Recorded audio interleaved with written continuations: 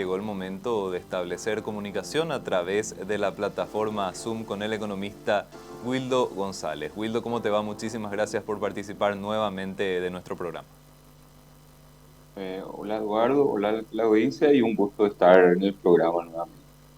Wildo, queríamos conversar un poco contigo sobre este tema de la moneda común, entre comillas, que fue un tema que en su momento ya saltó dentro de la agenda y posteriormente se diluyó. Sin embargo, ahora,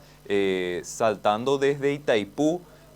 aparece otra vez la posibilidad de que exista una suerte de moneda común, por lo menos entre Brasil y Paraguay, para el tema de lo que serían los pagos por energía. En líneas generales, Wildo, cuando hablamos de una moneda común, ¿qué consideraciones se tienen que tener? Evidentemente es una cuestión que no le convendría mucho a Paraguay teniendo en cuenta los ciclos económicos de otros países de la región.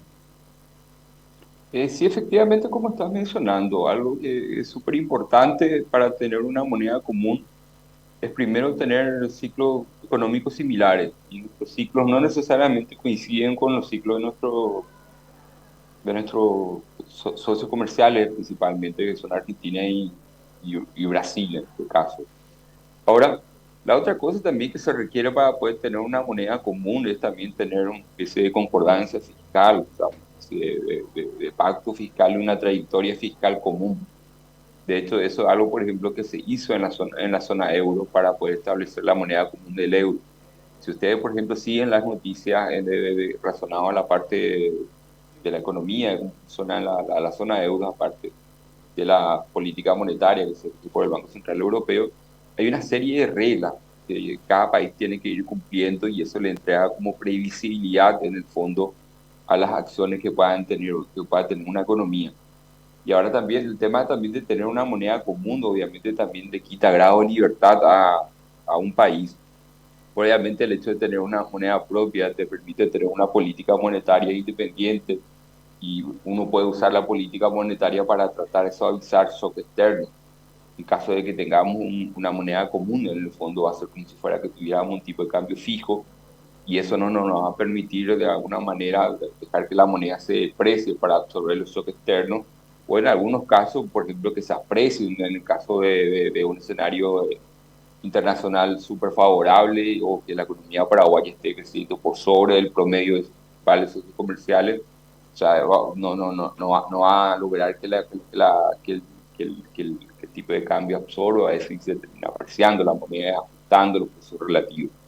Aparte, hay que tener en cuenta que siempre es importante en la economía son los precios relativos que al final determinan las decisiones de gasto e inversión eh,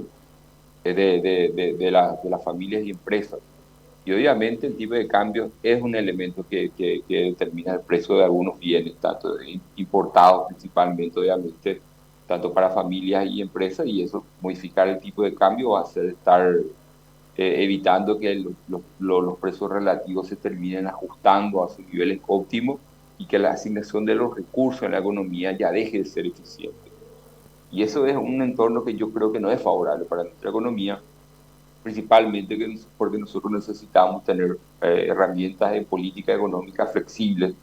que nos puedan ayudar a suavizar nuestro ciclo económico y que puedan colaborar para ir cerrando las brechas de desarrollo económico que tenemos, tanto en brechas de inversión social como infraestructura, que requieren un manejo macro prudente y renunciar a la independencia monetaria, yo creo que no es una idea aceptable, no es algo que a Paraguay le convenga en este estado de desarrollo que se encuentra Paraguay y obviamente a Brasil también. Ahora, dentro de todo también que surgió por el tema de Brasil, obviamente yo creo que ellos aprovecharon los discursos que salieron de Paraguay con el objetivo de tratar de desdolarizar nuestra deuda externa y ellos aprovecharon como son Brasil son bien astutos, en el fondo aprovecharon a meter la oportunidad de poder fijar a lo mejor incluso en reales el precio de la energía en Itaipú, ¿verdad? Pero al final hay que pensar que el coste de la energía siempre va a tener que fijarse obviamente ahora a los costos marginales, pero los costos marginales en el caso de la generación eléctrica, la mayor parte de eso están en dólares, entonces no tiene sentido fijar un precio de venta cuando estos costos están en moneda dura, entonces ahí va a generar un descalce súper grande financieramente para Haití. Y esto evidentemente, Wildo, tampoco le conviene a Paraguay bajo el término de que nosotros tenemos muchísimas obligaciones en dólares y entiendo que los recursos provenientes de Itaipú justamente brindan una fuente en esa moneda. Si nosotros perdemos eso, las finanzas públicas también se ven afectadas. Sí, efectivamente, o sea, no son utilizadas de manera directa, obviamente, es parte del conjunto de la canasta a lo que van los ingresos, la parte de lo que siempre miramos en los datos mensuales del Ministerio de Economía, en la famosa planilla de Situfin que todos miramos siempre para ver cómo va evolucionando la política fiscal, de la parte de los ingresos tributarios, que son mayormente ingresos que provienen de las binacionales, en el caso de Itaipú. Eh, y ahí va a generar un descalce, sí, va a generar un descalce importante y no es algo que sea favorable pensando en términos de sostenibilidad de mediano y largo plazo de nuestra deuda pública. Y eso es algo que yo creo que en este momento, repito, no es algo adecuado porque yo creo que Paraguay está en un momento de un punto de inflexión que yo creo que la mayor parte de las personas o incluso autoridades, creo que las autoridades sí, en todo caso, pero mucha parte de la sociedad no se da cuenta, pues estamos en una etapa de desarrollo en la que si hacemos las reformas adecuadas, más con el boom de inversión privada posiblemente se aproxima en los próximos años, va a hacer que nuestra economía crezca de manera bastante intensa, pero eso, el crecimiento intenso va a ser por el periodo que dure esa inversión o que se inicie. Después ya vamos a crecer obviamente con las fuentes de crecimiento habituales que tenemos.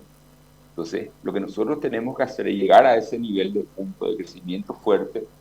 con un crecimiento sólido, un crecimiento más diversificado y un crecimiento más igualitario. Obviamente es importante fijarse en las fuentes de crecimiento,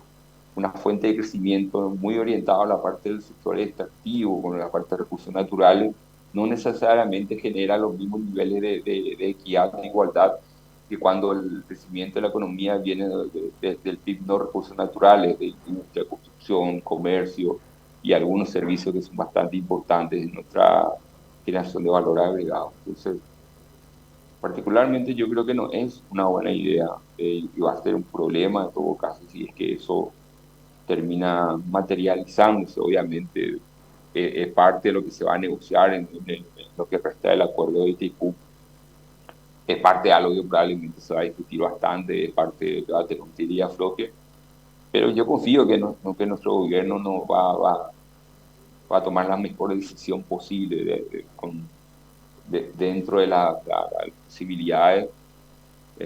como diría el presidente chileno, en la medida de lo posible, obviamente, pero veo poco probable que eso pase.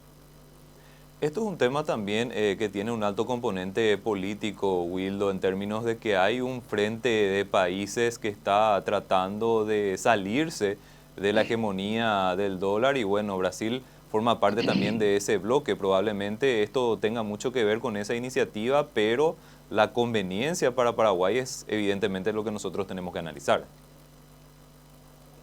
Sí, mira, sí, efectivamente, esta idea de ir reemplazando el dólar no es nueva, es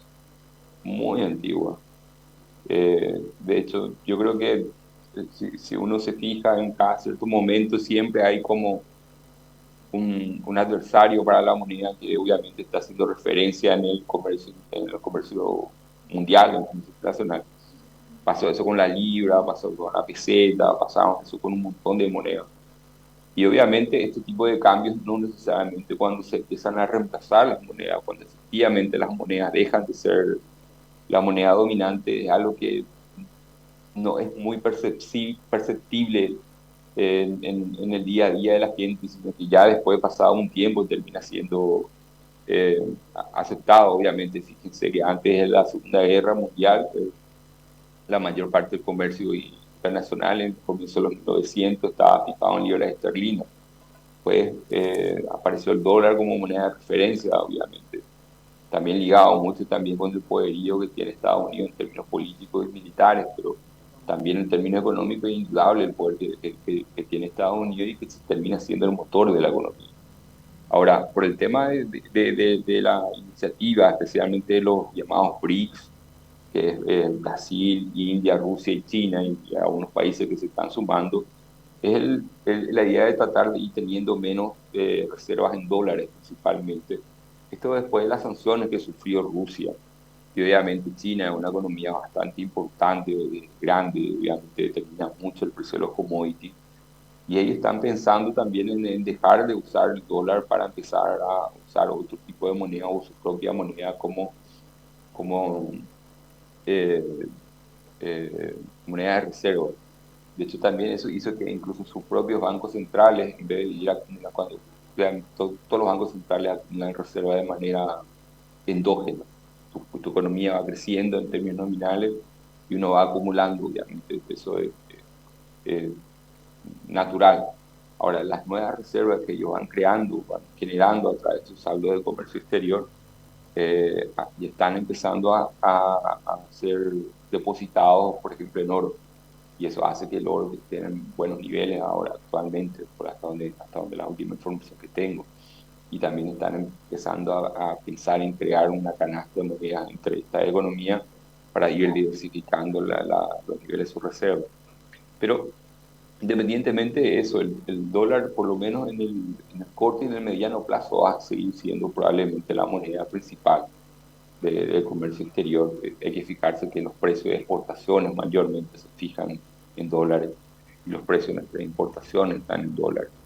Y no solamente de Paraguay, sino que también el comercio mundial se hace a través de eso. Entonces,